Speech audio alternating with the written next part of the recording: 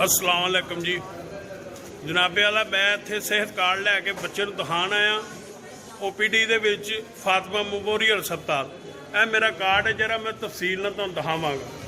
मेरे बच्चे नूं तकलीफ है हरनी है तो वह सौन तो बहन तो तंग है तो मैं डॉक्टर साहब नूं कहा उन्हें कहा अगर तुसी पैसे लैवो असीं हुणे ऑपरेशन कर देंगे नहीं तो तुहानूं 2 महीने टाइम देंगे कि तुसीं सेहत कार्ड तो बनाना है। इमरान साहब उस्मान बुज़दार साहब ए देखो ए कार्ड नहीं ढाडा ए बेकार कार्ड है इनका कोई वैल्यू नहीं गई। मैनू 2 महीने का टाइम मिल रहा है मेरे बच्चे के ऑपरेशन का। यह हस्पताल लैन वखरी है VIP बंदियां दी जेडे कार्ड वाले ने उन्होंने पिछे सुटिया है तो जलीलो खवार हो रहे हैं। यह कार्ड की सानू जरूरत नहीं गई।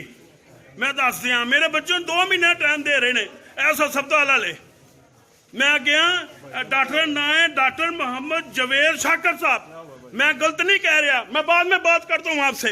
मैं तंग हूँ तमाशा लगेगा बेटा जब ये कार्ड की वैल्यू नहीं है हमें क्यों दे रहे हैं। वो 2 माह का टाइम दे मैं बात कर रहा हूँ ना मैं बाद में ये मैं आपको ये कार्ड की वैल्यू बता रहा हूँ। इस वैल्यू क्या है मेरे पास। ये जवेद शाकर साहब ने 2 माह का टाइम दिया हरनिया के ऑपरेशन का।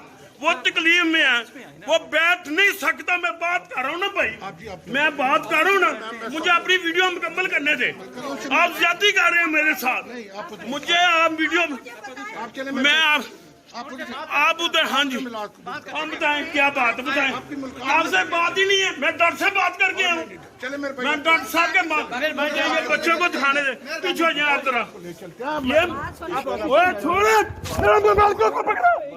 मैं